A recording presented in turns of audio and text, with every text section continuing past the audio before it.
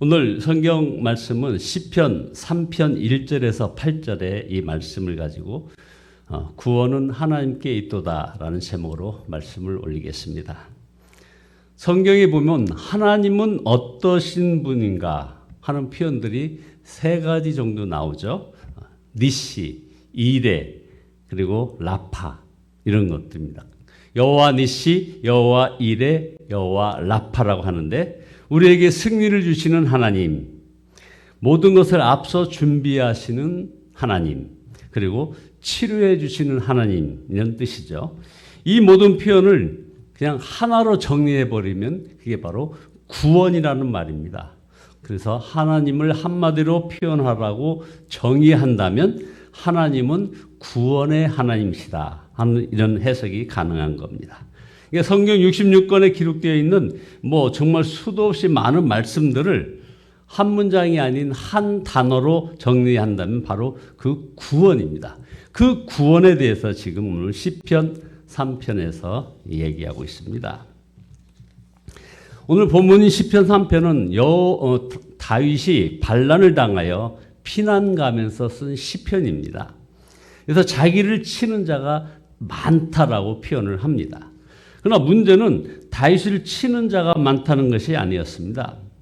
이번에 자기를 반역한 자가 바로 자기가 사랑하는 아들 압살롬이었다는 거죠. 이번 피난은 원수에게 반역을 당하여 내려가는 것이 아니라 사랑하는 아들에게 반역을 당하여 생명을 부지하겠다고 지금 피난을 가고 있는 중에 쓴 시편입니다. 이와 같은 상황에 대해서 사람들은 이제 다윗은 절망적이다. 다윗은 끝이다. 다시 일어날 수 없다. 이렇게 생각을 한 겁니다.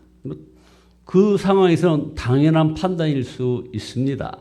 다윗은 그와 같은 사람들의 생각을 본문 2절에서 하나님께 그대로 이렇게 아뢰고 있습니다. 많은 사람이 있어 나를 가리켜 말하기를 저는 하나님께 도움을 얻지 못한다 하나이다. 이와 같은 일을 당할 수 있는 것이 우리가 이렇게 살아가고 있는 이 세상인 거죠. 이와 같은 일을 수도 없이 당하며 살아가야만 하는 것이 우리가 살고 있는 바로 이 세상인 것입니다. 이와 같은 고난은 죄가 없어도 당할 수 있다는 데 여기에 문제가 있습니다. 죄인만 고난을 당한다고 하면 이해가 되죠. 물론 세상에 죄가 없는 사람은 하나도 없지만 지금 자신이 당하고 있는 어떤 고난에 대해서는 어떤 죄가 없을 수도 있습니다.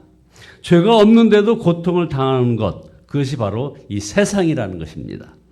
세상에 죄가 관영하기 때문에 그런 일이 벌어집니다.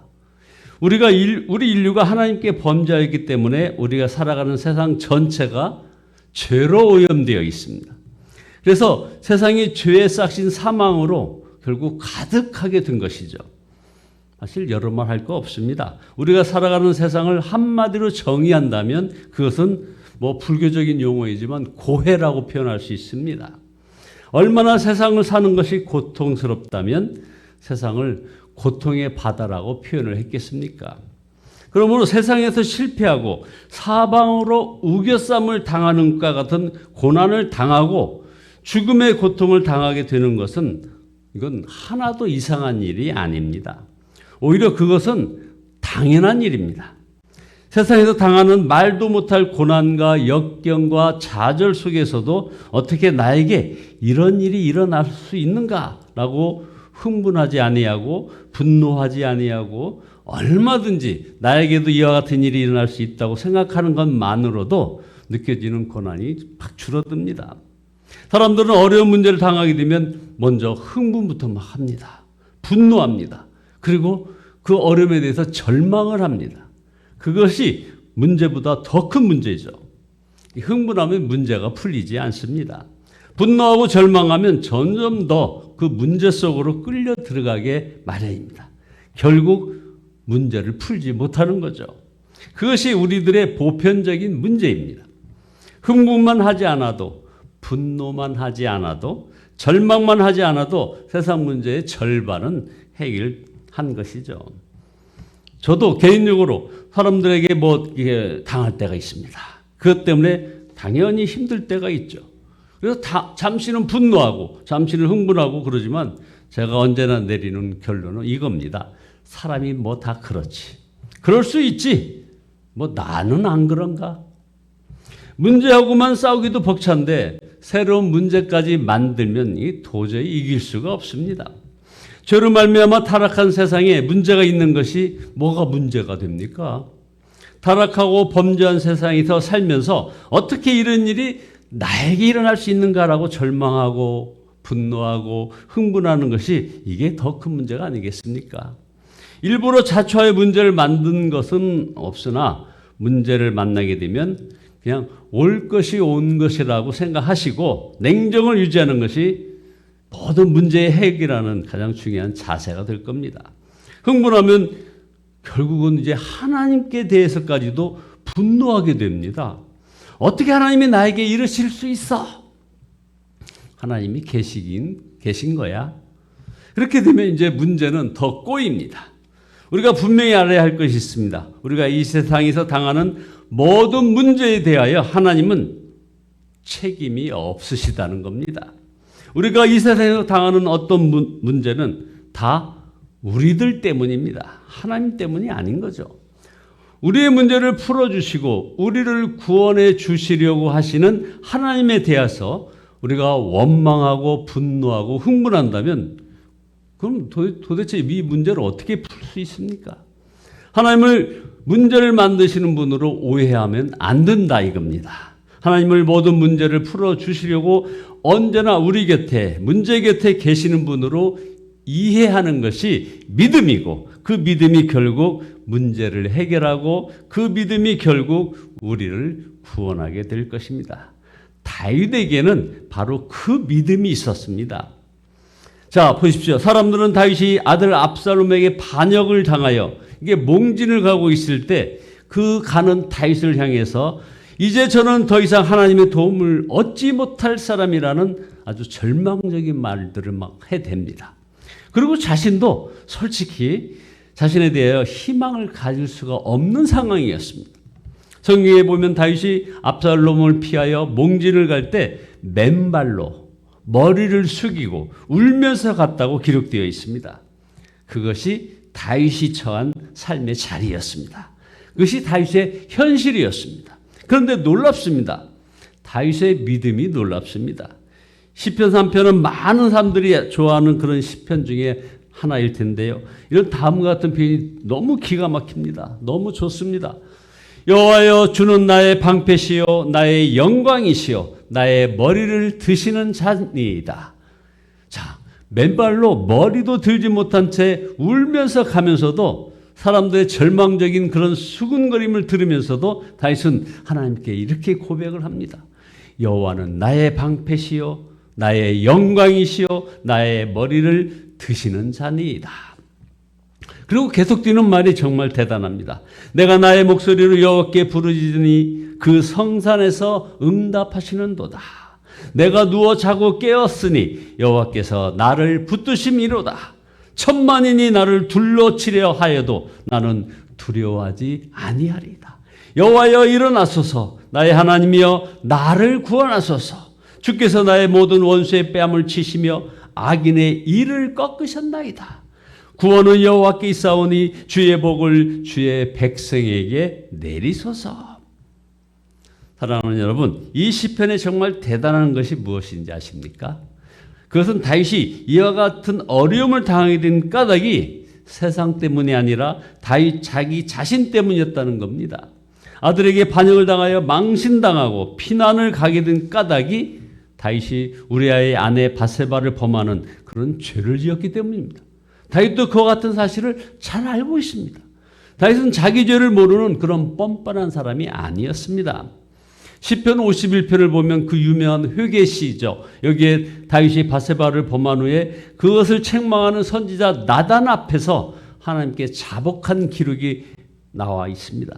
회개의 시 중에 단연 최고의 시라고 할 수 있는 시편이 바로 시편 51편인데요. 거기에 그런데 오늘 시편 3편에 보면 다윗은 시편 51편에 나온 그런 모습이 아닌 전혀 뻔뻔해 보이는 모습입니다. 자기 죄를 모르고 마치 자기 죄를 모르는 그런 사람처럼 아주 당당합니다. 그러니까 저 같으면 죄로 말미암아 수치를 당해서 내려가면서 여호와는 나의 방패시요 나의 영광이시요 나의 머리를 드시는 자니이다 이렇게 못합니다. 저 같으면 구원은 여호와께 있사오니 주의 복을 주의 백성에게 내리소서라고 이렇게 못합니다. 죄를 지어 하나님께 맞으면서 자기를 주의 백성이라고 감히 하나님께 말씀드리지 못하죠. 그러나 다윗은 그렇지 않았다는 겁니다.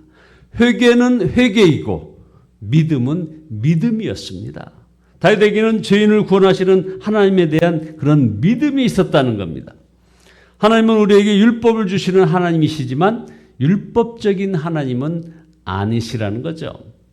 자식이기 때문에 율법을 주시는 것이지만 율법을 지켜야만 자식으로 인정하시는 그런 분이 아니라는 겁니다. 율법을 어기면 징계를 하시고 채찍질 하시지만 자녀이기 때문에 징계하시는 거고 채찍질 하시는 것이지 율법을 어김으로 자식이 되지 못한다면 하나님은 채찍도 하지 않으실 것입니다. 다윗은 바로 그것을 잘 알고 있었습니다. 자기가 지금 죄를 지어 하나님께 맞고 있지만 자신은 여전히 하나님의 백성이요 하나님의 자녀라는 사실을 확실히 알고 있었고 그것을 믿고 있었습니다. 그러므로 자녀가 받아야 될 마땅한 복, 구원의 복을 하나님께 당당하게 구하고 있는 것입니다. 적용해 봅니다. 우리의 희망은 의인만을 사랑하시고 구원하시는 하나님께 있지 않습니다. 우리의 희망은, 우리의 소망은 죄인까지도 사랑하시고 구원하시려는 하나님께 있습니다. 어떻게 하나님의 아들이신 예수님께서 죄인 중에 죄인이라고 할 수 있는 세리들과 함께 식사할 수 있느냐라고 사람들이 수군거릴 때 우리 예수님께서 하신 말씀이 정말 기가 막힌 말씀을 하십니다. 건강한 자에게는 의원이 필요 없고 병든 사람에게 의원이 필요하느니라. 인자는 의인을 부르러 온 것이 아니라 죄인을 부르러 왔다. 결론입니다. 여러분, 세상을 살다 보면 수도 없이 많은 문제를 만납니다. 어려움을 만납니다. 때로는 죽을 것만 같고 차라리 사는 것이 죽는 것만 못해 보일 때도 많습니다. 도저히 우리 힘으로는 어떻게 할 수 없는 절망적인 자리에 처할 때도 있습니다. 그러나 여러분, 구원은 우리에게 있지 않습니다. 구원은 그 세상에 있지 않습니다. 구원은 하나님께 있습니다.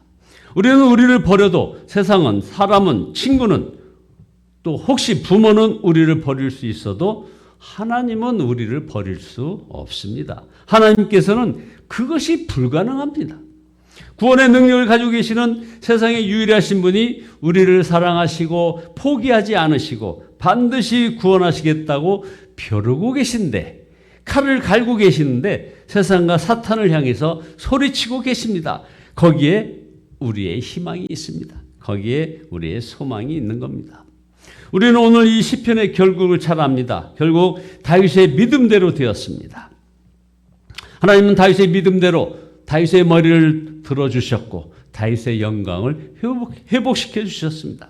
하나님은 우리도, 저와 여러분도 다윗처럼 그렇게 하나님을 믿으면 다윗처럼 우리의 머리를 들어주시고 우리의 영광을 회복시켜 주실 줄 믿습니다.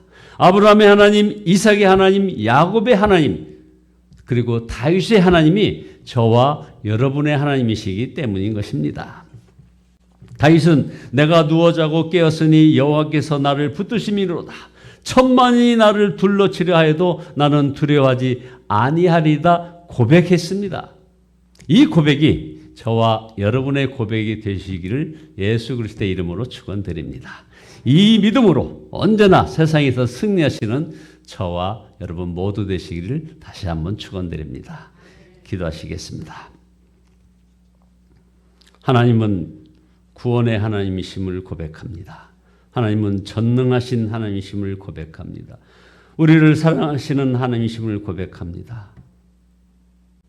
사랑하는 주님, 언제나 우리 곁에서 우리가 무슨 일을 당하든지 거기서 우리를 구원하시게 하여 우리를 지키시는 하나님을 찬양합니다. 주님, 그 하나님께서 우리의 모든 일거수일투족을 시켜주시고 우리 영혼에 더욱 햇빛을 비춰주시고 아버지 하나님이여 온전히 주님과 함께하는 저희들의 삶이 되어지기에 주여 복의 복을 더하여 주시옵소서. 예수 그리스도의 이름으로 기도드리옵나이다.